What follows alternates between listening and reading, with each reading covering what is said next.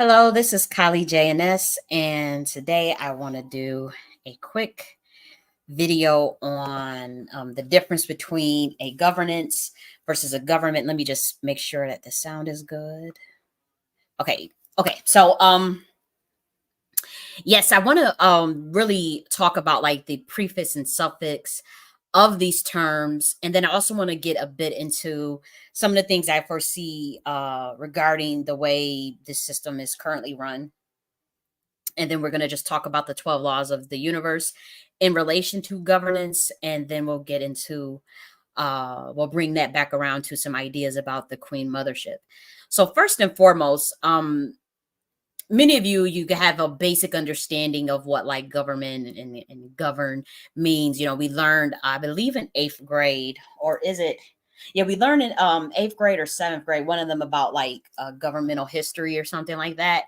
And so many of you may already be familiar with these terms, but we're going to get a little bit deeper in terms of some of the spells we put on ourselves as society, just with the way, just with the terms and definitions associated with them.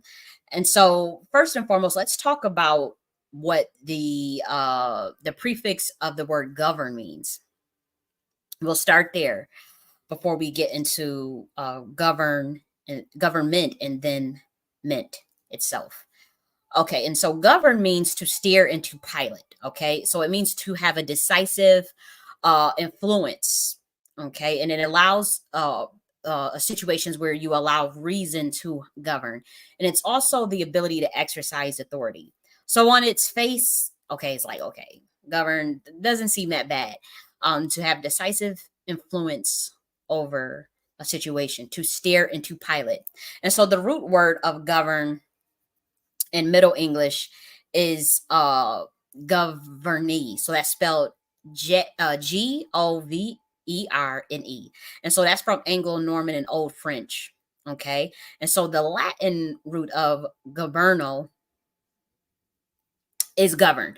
And that means I steer, I drive. And so that's what the Latin version of that means. Now, the ancient Greek version of govern is kuberneo, which also means I steer, I drive. And so you have this essence of steering and pilot. Now, if you study the law of water and the law of admiralty, this would all start to make sense to you. But we're not getting into the law of water in this particular video. We'll actually be getting into the laws of the universe, not just water. And so there you have it. Govern, to steer, to pilot. Some sort of ship of sort is what we're getting at. And Old French, the etymology of govern means to direct, to guide. Okay. And this is actually derived from the Greek word kebernan, which is different from kerberneo, which means I steer. The French word for governor literally means to pilot a ship, to govern. Okay, so we're looking at to pilot a ship of some sort. You're getting deep here.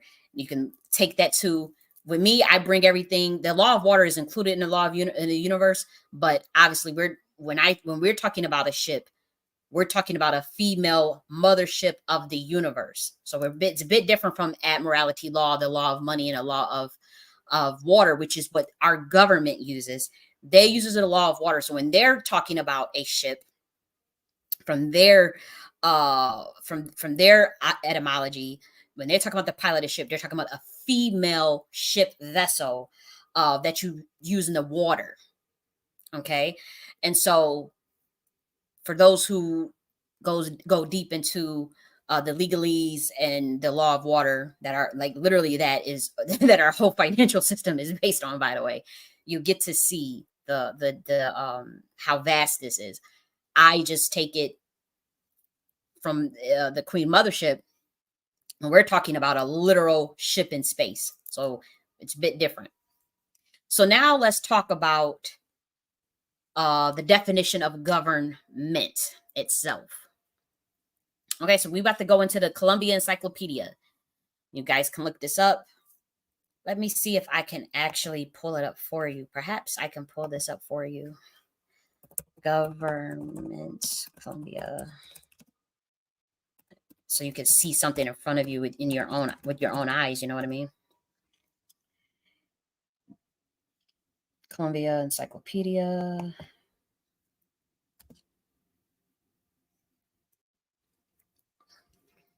Just one moment. Maybe we can find it here.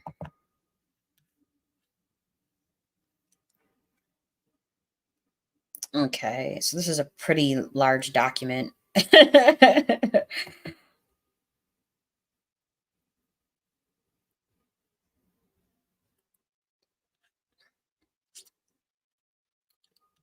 Okay. And so the Columbia Encyclopedia just has like thousands of biographies, articles on science, medicine, technology, agriculture, business, history, and art. It includes maps, charts, and diagrams. This is obviously by Columbia University, my alma mater. And so I'll share this. At least but we won't be able to actually get inside of the book in this screen share, but you at least be able to see the book that I'm talking about. Okay, let's see. Here we go. Okay, so that's the book that I'm talking about. And so let's read the definition of government from this book. It means a system of social control under which the right to make laws and the right to enforce them is vested in a particular group in society. Isn't that interesting? So it's letting you know up front, system of social control. This is what government means. Now, mint, obviously, that suffix refers to your mind. So put it together. Social mind control, under which they have the right to make law. So who is that? Who they're vested in a particular group in society. Who is that particular group? You ask yourself. Can't you critique? Who puts the law down anytime you try to do something? Ask yourself, who could that be? What is this government of social mind control? What group are they protecting? Are they protecting the average American citizen? Are they protecting the Black Americans? Are they protecting the Hispanics? Are they protecting the white folk? Are they protecting business class, banking class? You ask yourself. You ask yourself. You know deep down inside. Are they protecting a particular ethnicity, a particular religion, a particular society? So you have to ask yourself that. So government is, in its own definition, telling you that it's a system of social mind control, guiding the collective consciousness of the mind space of society for a particular vested for a particular group in society, and they have a vested interest in that, and they make the laws and they enforce the laws, and they develop a way to have that right through the law of water, through contract system, through HECA, legalese HECA. So I mean, you guys, I mean, it shouldn't be that hard to um, understand that. And so I'll stop sharing and we'll go into the difference between a governance and government. And so the suffix of ence, A-N-C-E, is to be in a quality or state of. It means quality or state of. It actually can also mean action or process, a furtherance, a performance, a state or condition. So the governance, you know what govern means: to steer or to pilot a ship. And when you add ends to it, you're steering, you're piloting a ship with a specific action, with a specific process for a furtherance, which is a quality and a state of being. Okay. So the Queen Mothership governance, which if you guys want to find more information on that, there is a video, is a Queen Mothership series, Enterprise Architecture. It's based on a book that I wrote in January of 2023. The first chapter talks about a governance system of the Queen Mothership. Okay, is it a process and state of being in tune with the universe, with the qualities of the divine feminine?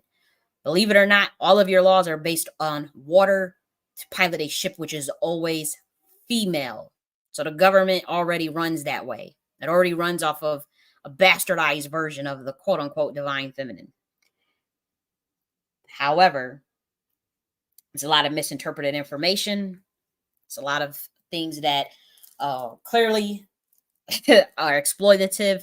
And so, with the Queen Mothership governance in terms of a different system, um it's based on the qualities of being in tune with the universe. So it's you're piloting a ship and you take it, it's still female, but you're in a spaceship in the universe with the qualities of the divine feminine and the 12 laws of the universe.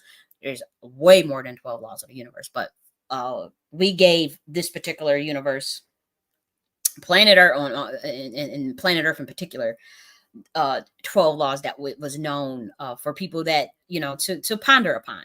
You didn't have to acknowledge them.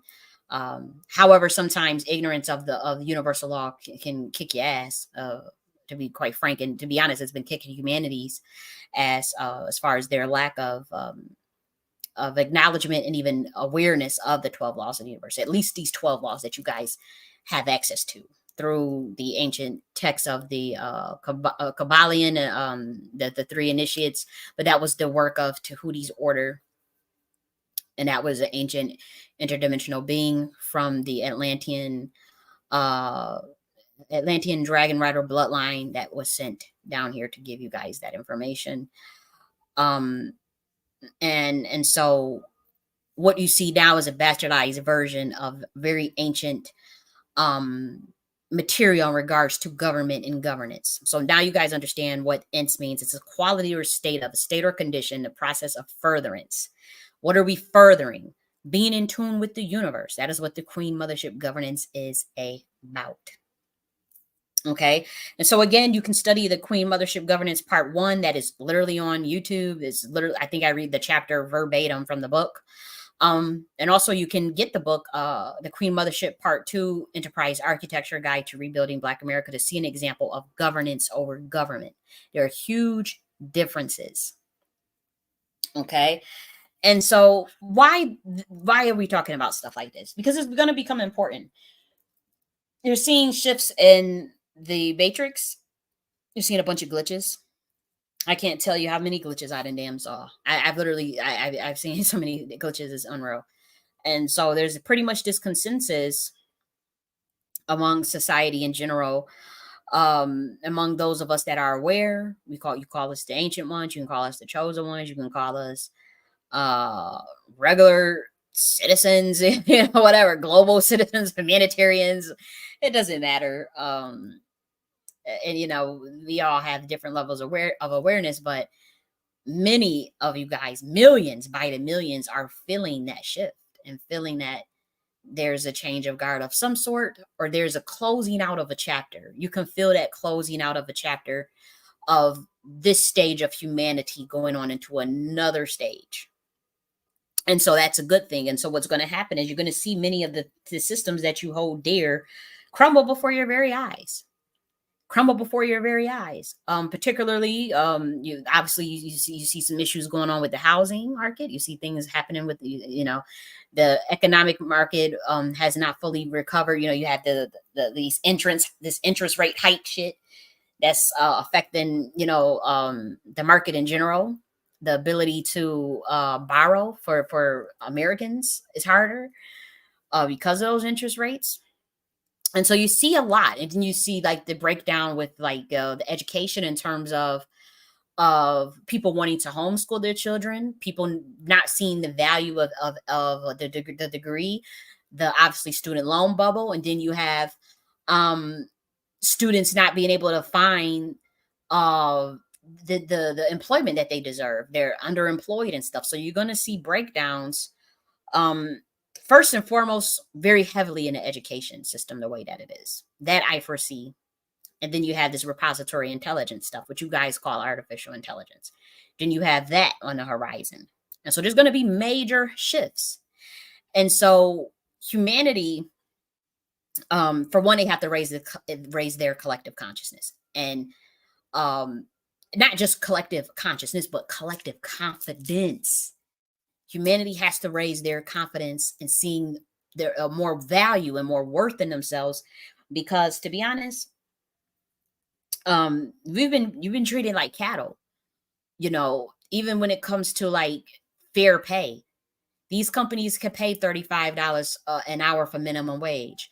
And certain companies, they still paying $15 an hour, $16, $17 an hour. And inflation is still rising. And many people are working 2, 3 jobs. They work in all these hours, and they still can't meet ends meet. They still can't make ends meet. And so that is obviously bullshit. That's obviously crazy. And so humanity should have been demanding some sort of like, okay, y'all got these profits, y'all can pay $35 an hour, even for a minimum wage. That's just the minimum. That's the minimum. If we talking that, let alone UBI, it's like, what's happening with your confidence, and you being ruled socially? You got to be on a lockdown, you got to do this, you got to do that to participate in society, and you don't demand nothing of your government. And I just find that ludicrous. I just find that weird. And that's why, to be honest, if you study the Admiralty law and the definition of government, by law, you as humans literally can't really, the way they had it set up, even with suprahuman rights, which is your natural human rights that exist above all laws, right? Yes, there's different types of human rights. It's deep. Um, Even with that, you go above that, the way they got it set up, uh, because of the way the legalese is worded, they don't have to do anything for you. And so that's why I always was in the process of developing parallel infrastructures in terms of calling things governance over government, in terms of saying parallel infrastructure, of using the terms IPU, parallel. I was doing that very purposely, and using the term even Queen Mothership, very, very purposeful, when I talk about parallel infrastructure, Queen Mothership. And that's why it kind of got me in hot water, because I see things as a master architect. And so I'm like, well, if I'm going to build out this IPU, you have to do that from the mental plane. They know that. They know that, for this particular bracket of dimensionality, all is mental, all the universe is mental, all is mental. And so that is why, they kind of clamber down on, as far as like the shadow, the shadow band and all that. And I don't want to manifest it on myself, but there it is very clear that that's a reality for me. And I'm not saying it's the end all be all, it's always going to be that way, but there's certainly like a heavy lid, like, oh, don't look over there. Don't get too many ideas now. Following that woman. And so, that is why with this Queen Mothership, and when I talk about like the law of gender, we go back into the ancient laws of, the law of gender based on electromagnetism, one of the governing forces of the universe, and resonance. It's like, and then talking about silos of consciousness based on resonance. If you guys were to actually wise up one day and say, you know what, I think we need to build a governance based on universal laws, is pretty much game over. Universal law trumps the law of water any day. The law of admiralty. You just need people to awaken to that. It's as simple as that. The universe created water. Galaxy created water. So could you imagine? And we about to really release some pretty cool information. For those who catch the codes and want to get out. But yeah, you steer in this Queen Mothership. We in space. We're not in water. Space creates water. And so with me doing that Queen Mothership stuff, that was done very, again, with that chaos intelligence, where it's like, okay, it's this randomness that leads to this inert uniformity, where it's like, okay, where's she going with this? But when you study it on its face, and where I break it down, it's like, okay, whoa, how did you do this? And so, education system. Yes, education system. economic system, all of these things are going to take hits the way they currently are, until a point where it's self-evident. And so, I came up with an instructional design model recently that I released on November 10th. It was a book that I wrote called AidFez.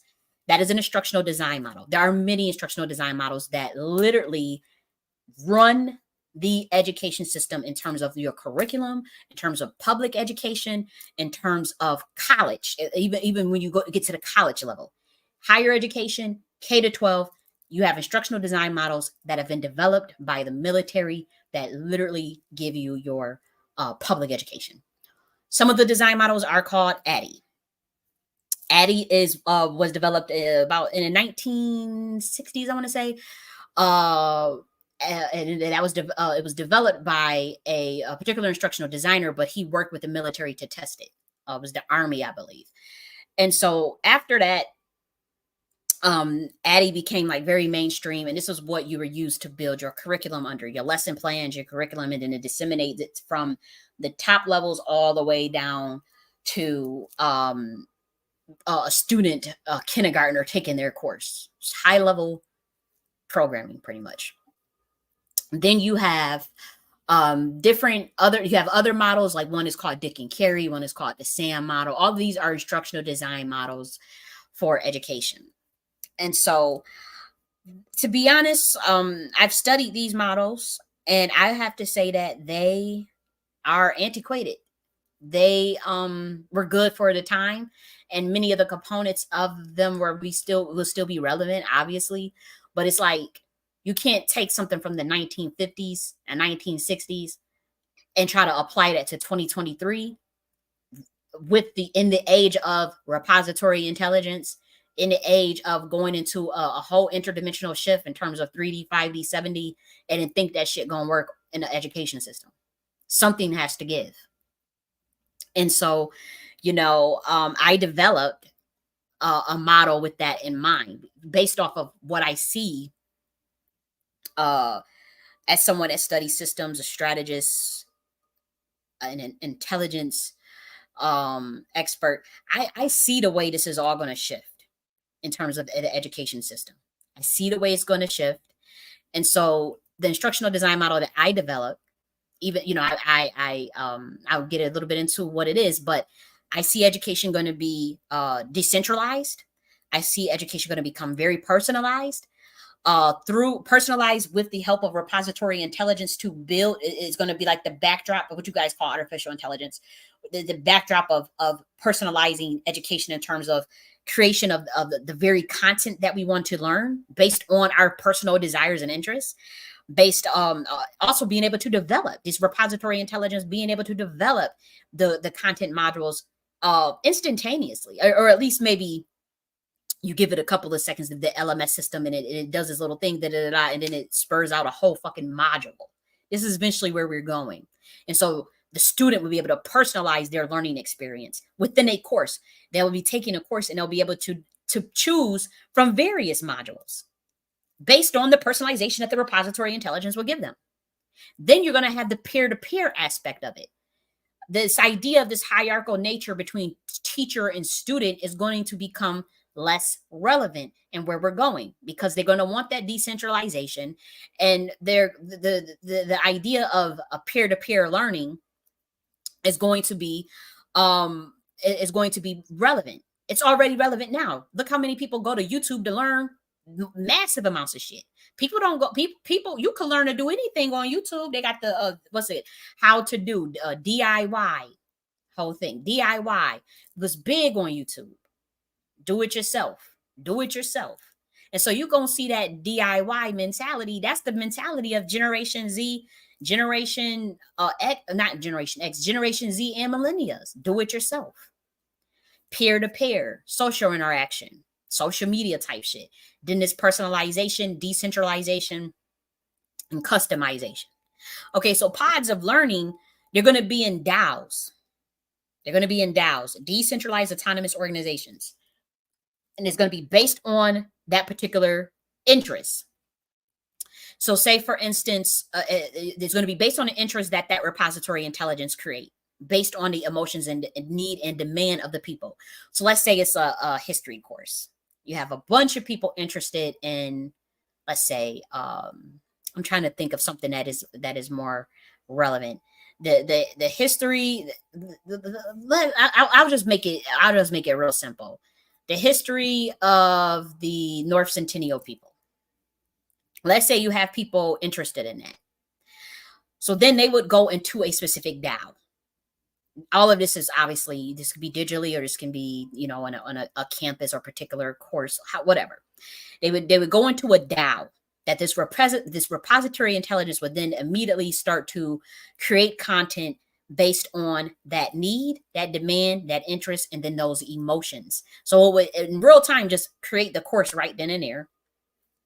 But not only that, you have peers that would contribute to that DAO. You guys are in the DAO of the history of the North Centennial people. Or we can just do the history of indigenous people. Let's just say that's a course. And the history of indigenous people. And we'll cover the specific and whatever that land is by age. This would be a particular course.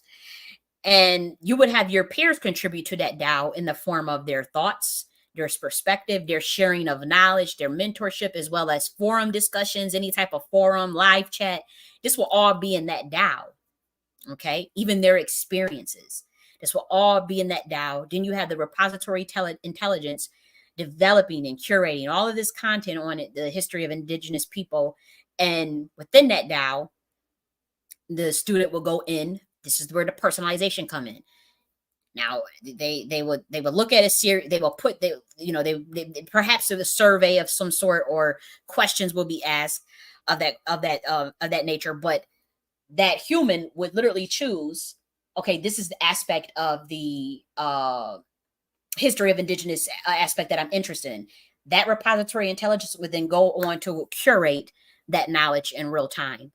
Or you can have it where the content is already created in advance, and the student can choose from that. And then based on the emotions and the demand of that particular course, as the student is filling it out, as the student is going through self-checks, knowledge checks, then the repository intelligence can immediately adapt the information right there on the spot. You can have something like that as well. But that is where education is going. It's certainly going that way. And you have within those DAOs, you're going to have your social interaction. You're going to have your silos of consciousness based on resonance. And then in these various DAOs, you got one on history of the indigenous people, for instance. You got one on mathematics. You got one on quantum dynamics, quantum thermodynamics. You got one on quantum mechanics. You can have a DAO on anything, social engineering, whatever. Have the DAO on any damn thing. Within that DAO, you can offer incentives for the students or for the humans to participate in that DAO. That can be in a form of a scholarship. That can be in the form of a token for participation within that DAO. You can give grants, special privileges in the DAO. And also, I would even say actual compensation, like actual compensation for teachers. But the teachers, in a sense, and what's coming for the education system is that this teacher credential is going to be based on reputation in the DAO and your micro skill attainment. And those credentials are actually earned by, say you have a set of criteria within that DAO to be considered an expert. You just give an assessment, some sort of assessment of kind. And then once those results are shared, or once those results will be shared in the DAO, like very ledger based, kind of like a blockchain technology. And in the book, I actually give an analogy of this. And that will allow you to that micro credential will increase your reputation inside of the DAO.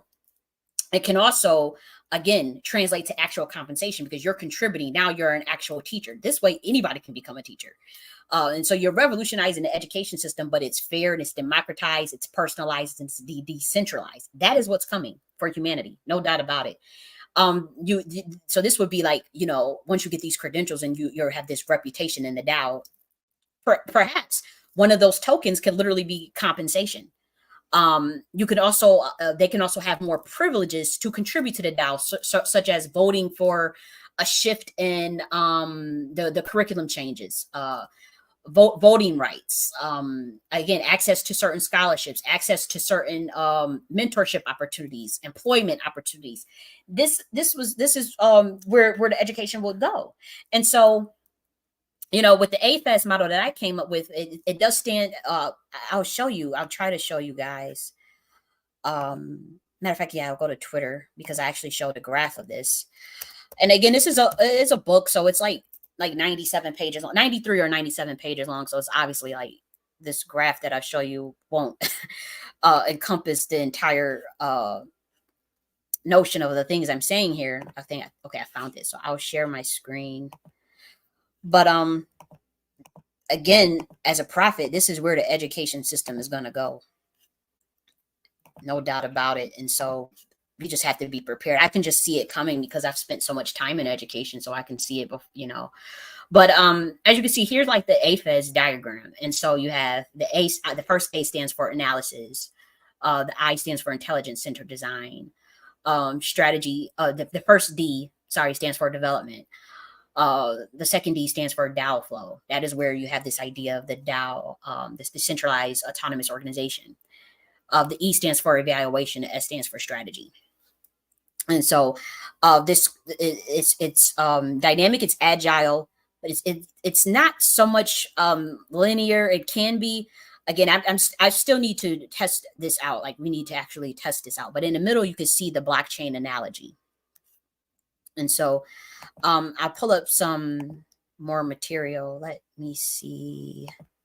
Where is that? Okay, I need to go here. Just a moment, guys. I just want to share something else here for you guys.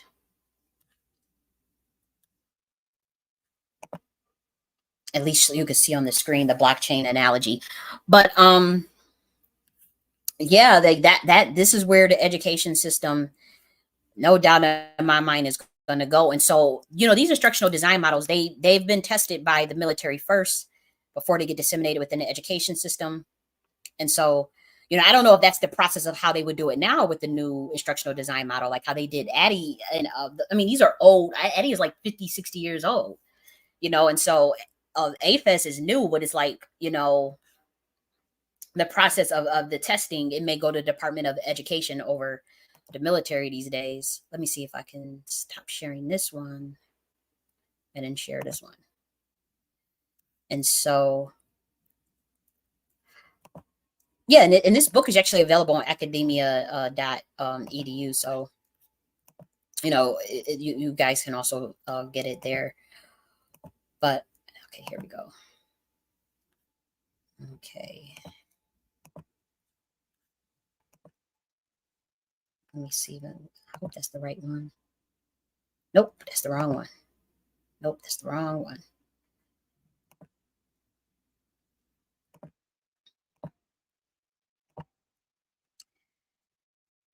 Okay, here we go.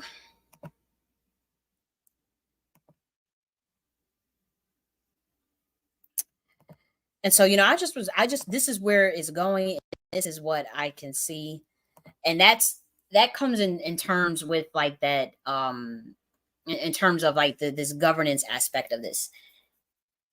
This AFES was designed based on the governance and the laws of the universe. And so you can see that here. We won't get too much into this because that's not really the topic of the video, to be honest. I just I just got like a little excited because this is new and my mind is still like grasping and building this out. And so that's just one thing I see in technology. I know that was very dry. I'm sorry, not technology, education. Technology and education, rather. But and so I know that was kind of dry there. But let's now talk about another aspect of governance when it comes to like not just instructional design, but the aspect of ruling. society, interdimensionally rather. And so you have this idea of supply and demand. Now, you guys know supply and demand in the market, uh, in the law of water and the law of money, the way they run it here in the 3D room. Well, there is such a thing like supply and demand is important. It's you have the what we call like the one of the universal laws is the law of trade and exchange, the law of compensation, and so that is what that is based on. So supply and demand and governance is still important, but you're piloting a ship, and you're in governance you're piloting outer space. Okay, so this is different than the law of water admiralty law in which the governments are based on. Those are two very different concepts. And so that governance is based on supply and demand.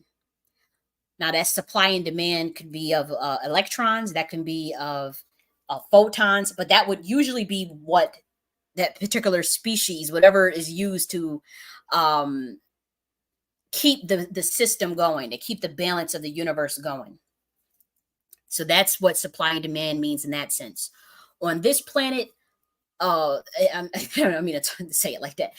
In this system, in this government, supply and demand means money markets, and money is currency based on the law of water, and on corporations. Corporations are people essentially. They corporatize the human body, the human soul. You get a birth certificate when you're born. You come out of the mother's waters through her vessel, through her birth canal. Again, if you guys, I get this. I want to be upfront that I got these teachings as far as like learning about the law of water, the law of admiralty, the law of money. That comes from Jordan Maxwell. He's been doing that for like 60 years. And so it's only fair that I give credit to where credit is due. Now he studies obviously legalese and money markets and uh I don't want to really get into what else he studies, but he's really deep.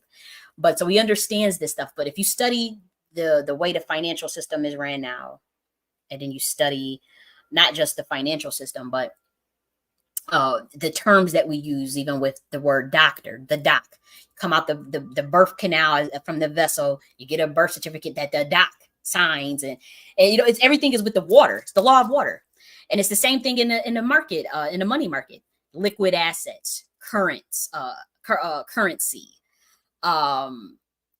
You can see it in the court system with the when they talk about like bailing someone out. You use water to bail out. The whole system is based on the law of water.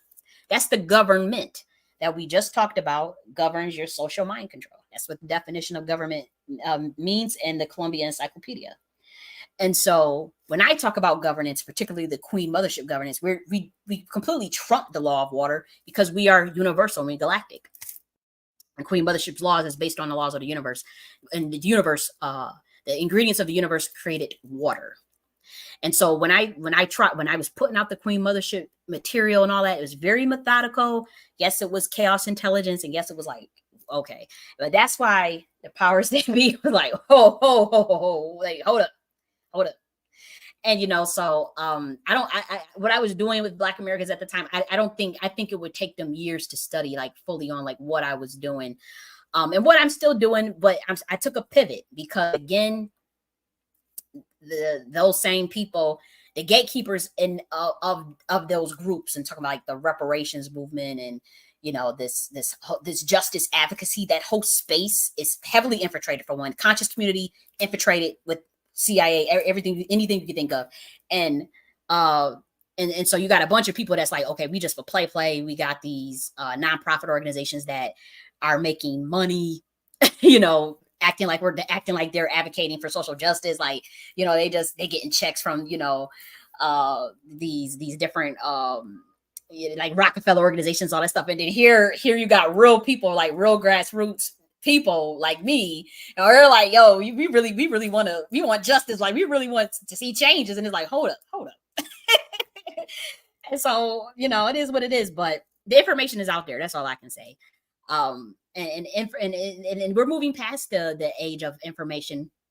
And so action is important, but also uh action from the mental space, and action from the spiritual space, heart and spirit and mind, will move things a lot faster in consciousness than actually having to do a lot of physical work. That's something else that Black Americans need to understand going forward. That most of the things that you're going through, believe it or not, is dependent on resonance in your state of consciousness. So let's actually get into the laws of the universe, because I think I covered that. So obviously the laws of the universe. Again, there's more than 12, but Tahuti in particular, I mean, he was touching down, and again, this was Atlantean was a dimension. Atlantis was a dimension, even though he has that Atlantean code. That was a dimension that visited all continents on this Earth plane. That is why you see, like, when people say, "Well, where is Atlantis?" You see all these like you see like all of these arguments about Atlantis was in Africa, Atlantis is in India, Atlantis is in America, Atlantis, this lost city that's now underwater. It was a dimension. And so the beings from Atlantis touched down on all continents. This was a mission. They were sent down here to give out information to the Mayans, to the Aztecs, to the Incan, to the Inca tribes, to the tribes of Mexico and North America, to the Africans, whether that be Egypt, West Africa, North Africa, to India, to China. That is why you see these the similar pyramid structures. How do they build these pyramids? How do they build these Olmec heads? How do they through levitation, electromagnetism, through intergalactic mentalism? Nothing big here. But they something that could totally be done now, but again, they beat down humans' confidence. They beat down humanity's confidence, and this system that's set up the way it is.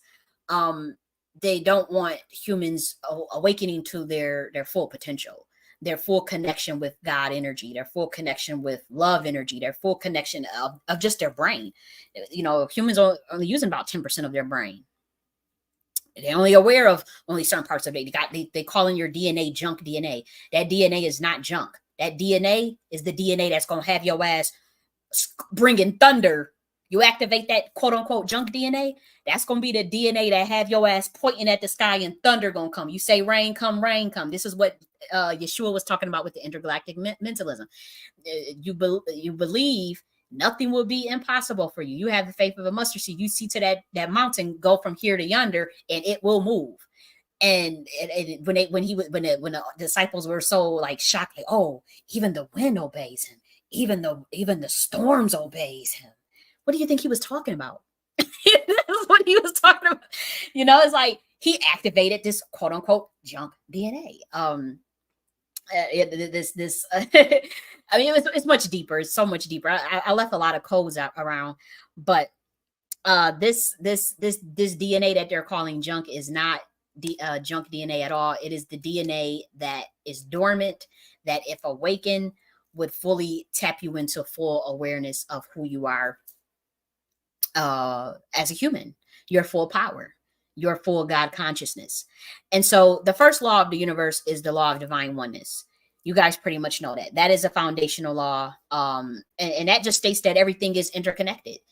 The primordial ingredients that is used for the compositions of life is the same primordial ingredients that is in the composition of water, rocks, minerals, you name it. Now, the level of consciousness within things are different. So the rock gradual evolution is different from obviously a mammal or a human, but in all, it's still interconnected. Earth is a dimension of space. You're still connected to the universe. You're still connected to the galaxy. The chemical compositions in hydrogen peroxide and many of the crystallized formations is stuff that can be found in your body. I'm not saying all of it, but I'm just saying like oxygen, nitrogen, potassium, sodium. It's all interconnected. And so the law of oneness, I mean, it takes an experiential experience, like experiential awakening to really understand the law of oneness.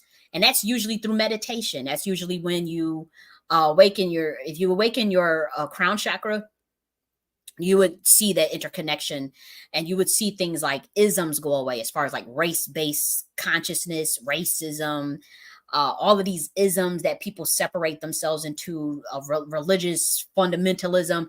All of those things will fade, once you have a deep understanding of the law of oneness. The next one is the law of vibration. And so every particle in the universe is in a constant movement, and it carries energy. Okay. And so you have varied degrees of that vibration, but everything is vibrating, even if it looks stagnant, even if it's so dense that it appears physical, that it has, that's why when you hear, like when you hear them cars moving, when you hear your refrigerator, that little noise that refrigerator makes, everything got a vibration. And when you hear, everything is in constant movement. And so you have these quantum particles, or whether they're atoms, electrons, and protons, vibrating at a certain degree of speed that gives you these different appearances of frequencies. And so, I think they say we can only see like visible light, but then you have infrared rays, you have gamma ray, you have all different types of light frequencies, energy frequencies rather. And so high, everything carries its own specific energy frequency, and high energy particles are naturally attuned to other high energy particles. And the same is true for that with low energy particles. That's why when you try to force low vibrations with a high vibration, somebody's gonna cancel somebody out. Either the high vibrating being, if they're not solid enough, they're gonna descend, or that low vibrating being is going to ascend, or you motherfuckers is just gonna separate. There's just no way you guys can even be in close proximity. Most of the time, it's a proximity thing. You guys just will falter off into your own proximity based on your resonance. Um, if not that, you run, if you're a high vibrating being, you run the risk of descending if you are around a lot of low vibrational energy. But everything vibrates. And sometimes, like that's why people like the crystals. Like when we look at these crystals, Oregon pyramids with the copper and all that stuff, all of that carries a vibration. And crystals are very much I don't want to say this because then it's like, okay, that is so unscientific, but um they have a level of consciousness. A rock, certainly, like as we know, black tourmaline is one of the only crystals that eh, I think shungite does too, so don't hold me on that, but the tourmaline itself, I do know, carries an electric charge. You can literally generate electricity from black tourmaline. Yes, you can. And so that clearly, if your body is also electromagnetic, but then you got a tourmaline crystal that also has electromagnetic field, that speaks to some level of not sentience, but certainly some level of consciousness. And so, you have these crystals, and people get the selenite and malachite, amethyst, whatever you could think of, and they carried this certain information. They carry ancient information with them. Like I think Unikite, like we talking about millions of years old. Moldavite, like millions of years old of knowledge, of experience of the earth. And so when people get those crystals and they charge them or they use them and they whatever they're doing for their intentionality, you better believe it's based on the law of vibration. And so the law of vibration is very important in the universe, and it's a constant and will always be. Thanks, Amaruxi. I hope I'm pronouncing your name right. I see your comment. Thanks for that. Um, Also, the next law is the law of correspondence. And so that relates to the law of oneness. And that key idea here is that there is repeat patterns throughout the universe, the law of correspondence, and that there's prominent patterns can also be found on the micro level and the macro level. And so, for example, you see this idea of the spiral. Spirals are going to be so important because we're building out a whole new code that's not going to be binary. Like right now, you guys use binary zeros and ones to build like your computer codes out. And it's very linear logic based. And so at the age of the divine feminine, quite frankly, we're going to be doing everything in spirals and everything outside of a binary code. And so For example, you see Fibonacci sequences. You see like spirals and certain. You see the pine cone. You see like you see various patterns. The pine cone is not a good example of a spiral, but I do know the Fibonacci, or even the way like certain flowers look. Um, Even the way certain patterns that some of these animals make in the water with the spirals, those are all an aspect of correspondence. Or even if you look at how the galaxy looks, you just see repeat patterns elsewhere in the world. And so the law of correspondence is very important. Then you have obviously the law of attraction, that relates to the law of vibration, in terms of frequency. And the more general, the general lesson here is that positive and proactive and loving attracts more of the same that you are in life. So you have to actually vibrate what you want to see and your reality. And believe it or not, that's one of the secrets. Like the law of, most people, they don't apply the law of attraction, right? They have this conscious thought in their head, but they're not programming it properly in their prime conscious mind, which you guys call the subconscious mind. And so you have to feel that through the emotional body. You have to be that, and you have to act as if it's already there. Then you have the action aspect, and that is where that's what activates this law of attraction. So if there's any sense of like fear or lethargy or doubt, then when you're thinking of your intentions or your manifestations, then more of those experiences are going to uh, appear in your life. And so the law of attraction teaches us how to deal with the emotional body, and how to actually move and feeling through the heart space. Now we always talk about the brain, the logic aspect of the mind, but believe it or not, the heart has a nervous system, and they're actually doing some research on this. The heart generates obviously electromagnetic field that can reach out 8 feet. Then you have that aligning with your gut. You have and the gut has its own nerves, more nerves, damn near than the same amount of nerves as the brain.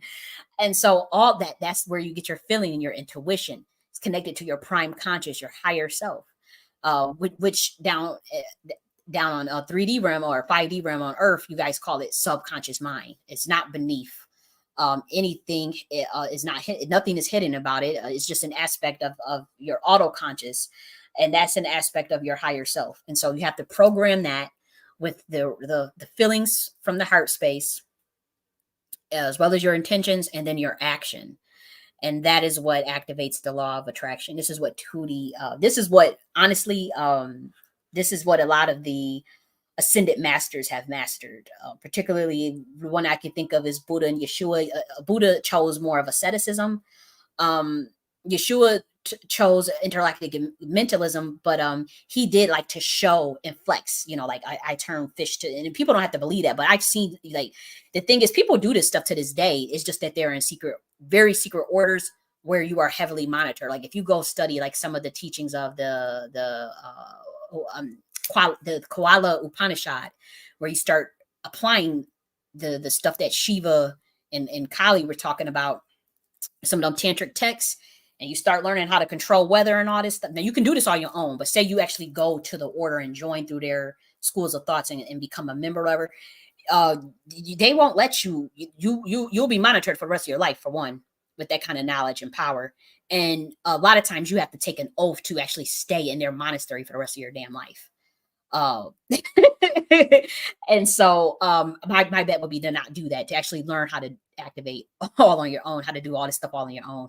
And so but even still, the amount of like it gets deep. But anyways, there are people to this day that can do that can work with weather, manifest at will, teleport, all types of stuff. Is they just keep it real hidden. They're not putting it out there, and that's why Yeshua caught a lot of slack, because he was just out there calming the waves and the wind and all that stuff, and it just was what it was. But I know for a fact that people can do this stuff to this day. I won't get too deep into that. Yeah, then you have the law of perpetual transmutation of energy. And so everything around us is in a constant state of flux. Everything changes. And in Anaki philosophy that I wrote, we talk about V2, which is content. Anything that is enters your physical state while you're in a physical flesh. That content It's called V2 because it is constantly impermanent and is dualistic. And it's external to the self. And so everything you have to transmute all of the content around you. Everything is in a constant state of flux at a cellular and atomic level. Okay. And so the law of transmutations helps you to deal with trauma, helps you to deal with how to ascend from a low frequency to a high frequency. And so that's why the law of transmutation is very powerful. Alchemy teaches you how to transmute things. The Naki philosophy that I wrote, that also teaches a more up to date process of how to literally transmute one state of consciousness to a higher state of consciousness based off of your intentions and what level, what state of consciousness you want to be at. And so, say you're just concerned with being at a magician level. There are actions and certain processes of governing all faculties of the mind to get you to that level. Say if someone just wants to be more in a mindful state, then there's the transcendent state, then there's the wise, the wisdom state, then there's just earth-based state. Like you really not concerned with too much, you just want to get through your day. The Naki philosophy teaches all about that, and it's ledger based, so it's based on what level you want to be at, but it also most importantly teaches you how to explore the content of your mind through a process of determining what is inauspicious, what serves you, what doesn't serve you, what do you want to keep as far as the content that enters your prime conscious mind, what do you want to let go. And once you decide on that, there's like a whole chart in the book where it's called the Chati of self chart. So it's just a chart of the mind, the layers of the mind that you organize, and then that allows you to decide like what kind of state of consciousness you want, what actually do you want to manifest, and then you have to organize the energies within the mental energy, your physical energy, the etheric energy, and the emotional energy into one direction, and then boom. And you do this, you can do this in quantum seconds, nanoseconds, but with the philosophy itself, it takes a bit of time. And so for me, it was important for me to get to a certain level in terms of mastery of the soul. I wasn't necessarily concerned with like, oh, I gotta have all this money, I gotta have all this all these tangible material things. And so for me, it was more so the path that I took is not so much asceticism because I'm more of on the middle path, but it was very important for me to experience bliss consciousness, God consciousness. And so that's what I use my own philosophy system for. But there's examples of how you would use it if, you know, for business. And I actually am more applying the Nakti philosophy more to the business. And so it's like, okay, well, I got that aspect of what I wanted. So now I got to actually generate some income because it's never been important to me. But we're still, you know, in a system where you got to have income and work to live and shit. But let's keep going. That's the energy, the law of transmutation of energy.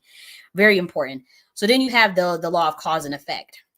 Obviously, that law tells us that all actions have a corresponding action. And so many of you already know that in all, this is really the true definition of what karma means, by the way.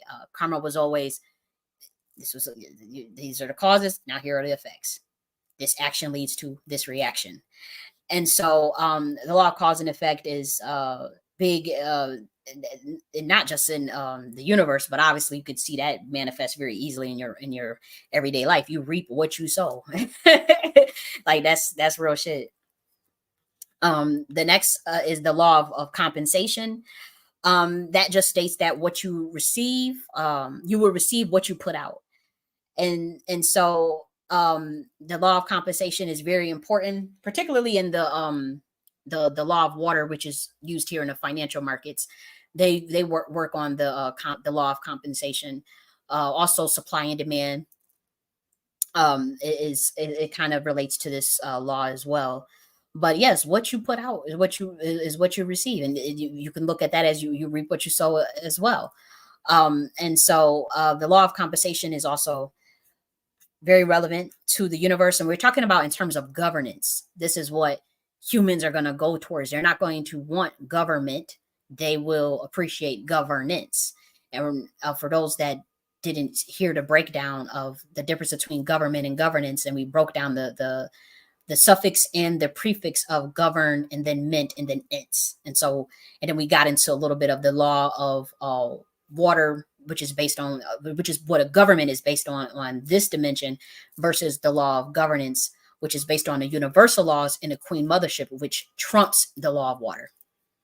And so we were talking about like the legalese and shit like that earlier. So maybe you guys catch the replay. The next one is the law of relativity. That is that there is a neutrality of things when seen in isolation.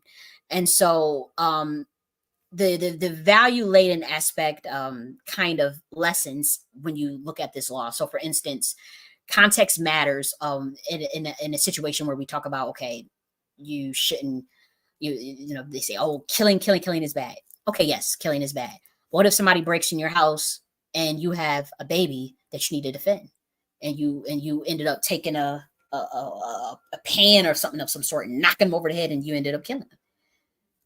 It was self-defense. So it's relative. You know, it's like it depends on the context. But then what if somebody just is coveting and so covetous that they break into someone's house to steal from them, and then they ended up killing the person that they're trying to steal from? That is obviously abhorrent. That's like, oh my gosh. You know, so the context matters. And that's what the law of relativity teaches us, because it's like, okay, when we talk about responsibility and ethics and morality, you have to have that law of relativity, because you have to look at things from, okay, is this truly low governing force in terms of infringing on a human's or species consent, and their highest well-being and their highest good? Do we see infringing of rights, you know, or do we see a upholding of rights when we talk about self-defense? And so in terms of governance, the law of relativity is important, because there are certain, like when we talk about consent as a child, you know, they would like the way the government now, they trying to find a way to allow, you know, crazy, ridiculous things to happen to children. And so um in a governance, you would think about the development aspects and capacities of a child when it comes to exposing them to sexuality. Like they have this thing where they're bringing in this content of sexuality into the schools with these children, even trying to justify you know, sexualizing children and whatnot. And so um obviously with the law of relativity, a child's brain is not developed. They have very few. They don't have an understanding of what consent means, and so from if we're talking about low governing force, infringing upon a child's in any type, infringing upon a child would be considered low governing force in regards to the law of relativity. It wouldn't be something we would allow or something that we would see as justifiable. One, because that child is not uh, fully developed in its mental capacity, and so that's what we would say for the law of relativity. Then another person would come and argue a different case for that, but then you would have to start to quantify that. You would then bring in the law of polarity. You would then bring in the law of rhythm, and with that, that's when you start to quantify the cases of people who have been violated as children, and they would tell you themselves, you know, what do they feel, what did they, how did that impact them? And most adults that have been violated as children, they all say the same thing: I didn't want that, it messed me up. You got all these, you know. So that's just an example of how you would apply like the law of relativity for those that it's like, well, this idea of morality, it's like, well, we can do whatever we want, you know, or uh morality is relative and subjective, and to an extent and to a degree, sure, but then there are measures, there are you know, control mechanisms in which you can determine whether or not it's quantifiable in terms of the highest well good, the highest well-being for a species, for whether that be children, whether that be women, whether that be men in society at large. So let's talk about the law of polarity. The law of polarity just states that everything has an opposite, and that its very existence of those opposites allows us to understand life. And so um think of like a thermostat where where you see the temperature go from, there's hot and then there's cold, and so it's a polarity, it's a degree.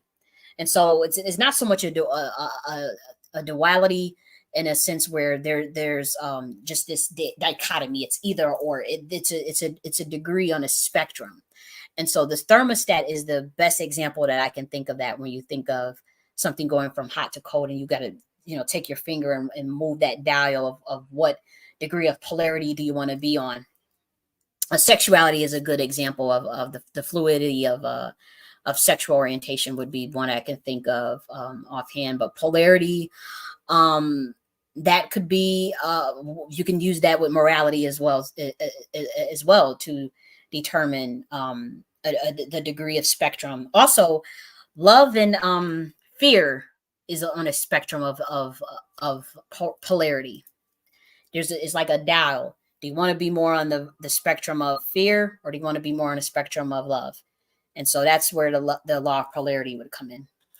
The next one is the law of rhythm. That just states that everything is in perpetual movement and motion, and that's just like your seasons. You have 4 seasons.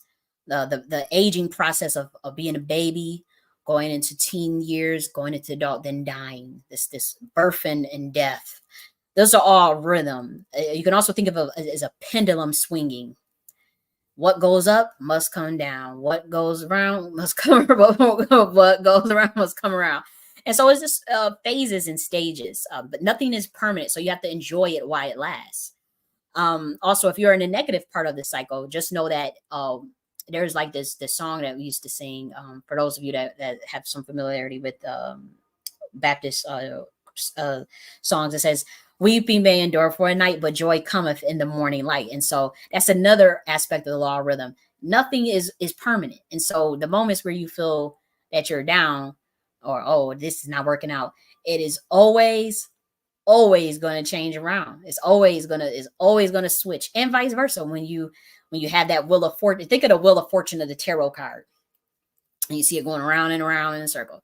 Or that's very much the law of rhythm. um the process, and the cycle, everything coming in cycles. One minute you're sad, the next minute you're happy. And that's why, the Nike philosophy teaches you don't get attached to none of that. You don't get attached to the ebb and flow, and the V2, the content that causes you to moments of distress and moments of happiness. Once you can go beyond that mind process of being attached to it, then you can overcome what Yeshua was saying, overcome the world. Then you can overcome the content that enters the processes of the mind, and you can you can defy this law of rhythm, is basically what I'm saying, for your benefit, and so that you're constantly in a bliss state of consciousness. And so the law of rhythm is very good for understanding. Also, uh, this pendulum, this idea of this pendulum swinging, the boomerang. Um, Things don't last long. So even if you see this injustice in the world, you see all this injustice, we're in a big shift. We're in a major shift, change of guard for humanity and for planet Earth. And so you're going to see like things that was so unfair, people that was getting shitted on, people that was the last, and those that was being censored and blocked because they're gifted and because they have talent. You're going to see the universe bends towards justice. The universe bends towards balance and rhythm. You're going to see that pendulum switch right on the other side. You can't just, it's prophecy. It's like nothing. You can't just oppress a group of people for hundreds of years, or you can't just shit on. It balances out, because the universe bends towards that innovation, and it wants to evolve, not just through this process of biological evolution, but certainly the evolution of consciousness itself. And so now we have the law of gender. Law of gender, believe it or not, has little to do with like the biological sex. It just refers to like the divine feminine and divine masculine in terms of energy, in terms of the ideas of electromagnetism, your protons and your electrons. That's on like the more quantum level. But there on this level, in the micro level, as far as like a human male, human female, you would see that as certain characteristics of the divine feminine and divine masculine. And so I wrote a whole book called The Law of Gender, talking about this information. But there's just a balance of the yin and the yang, or the anima and the animus. And both genders, whether you're male or female, you have a capacity to tap into those energies. The divine masculine and divine feminine exist within all of us simultaneously. It's just, which one gets fed more, which energy do you feel more comfortable with, which energy allows you to live more authentically. And so that's the law of gender. The book that I wrote, it dwelled deep into like the laws of electromagnetism, as well as at that time I was into the shadow work stuff. So it was emphasizing like shadow work prompts for males and females to get into, and some tips on how to like become in tune with the divine masculine and the divine feminine. And we based it off of some of the more esoteric knowledge of electromagnetism, as well as like some of the esoteric text of like the mythology of Kali and Shiva, uh, as well as Lilith and Adam and Eve and all that. And so it was just me pretty much putting codes together from the mythological point of view, and then studying it from the scientific point of view, in terms of like the Kabbalion law of gender that Tahuti was talking about. And so the book it just covers all that stuff. And so, oh yeah, that's the law of gender. That's one of the laws in the universe. More is being revealed to humanity. There are obviously more than 12 laws of the universe. I mean, come on. We live in a galaxy here. So there's obviously more, believe it or not. Certain species actually know how to change the laws of the universe at will, or I would say the laws of physics at will, depending on what dimension that they're at. So you're going to see some really cool things with humanity as more information gets revealed, all for the enlightenment of humanity, and also for propelling planet Earth forward, as we shift from 5D to 7D, because that's what's coming next. Like that, just like you see millions of people awakening and going to 5D, and then you probably in your everyday life you see people shifting up on you, changing up on you.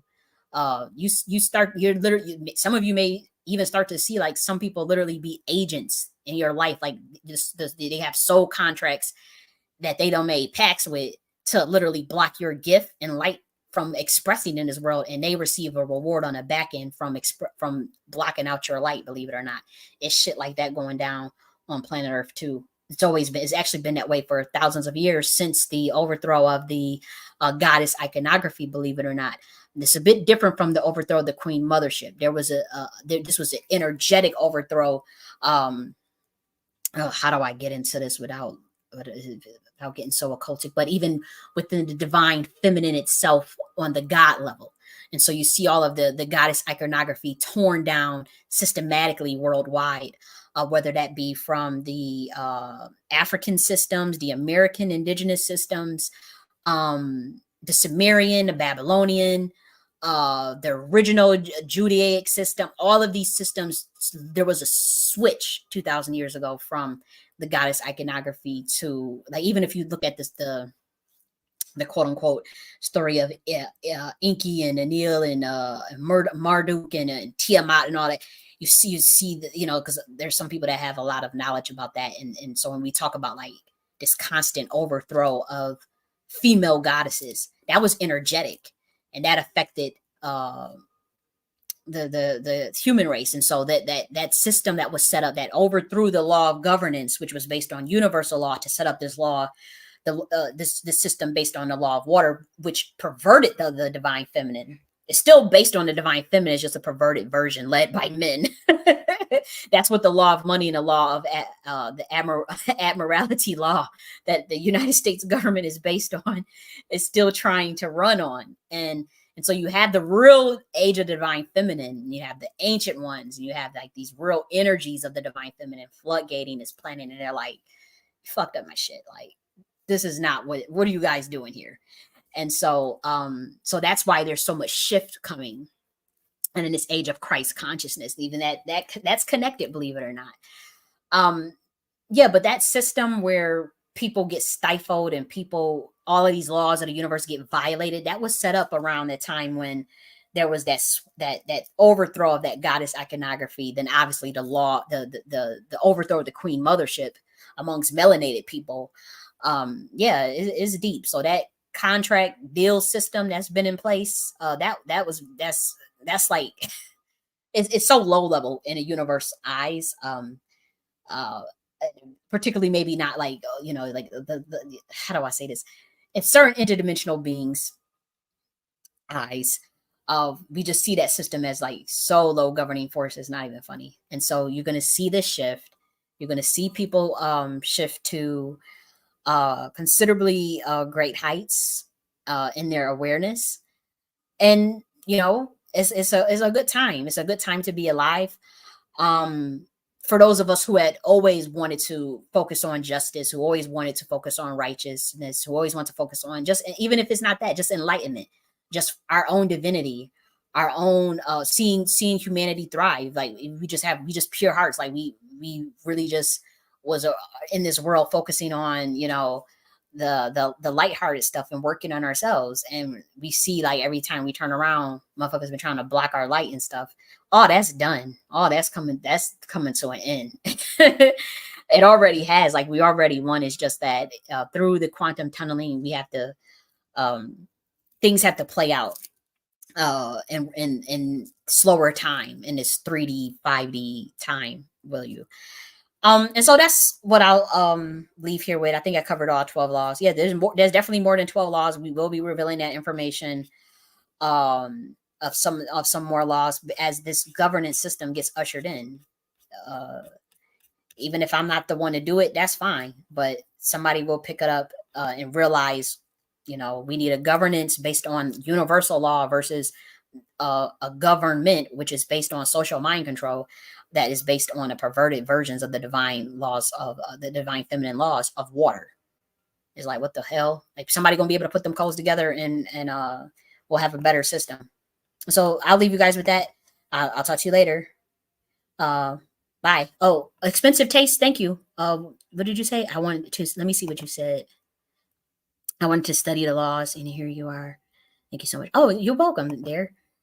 Okay, and then she said something. Uh, yeah, thank you. Thank you. Thanks to everyone for listening. I'll talk to you guys later. Bye.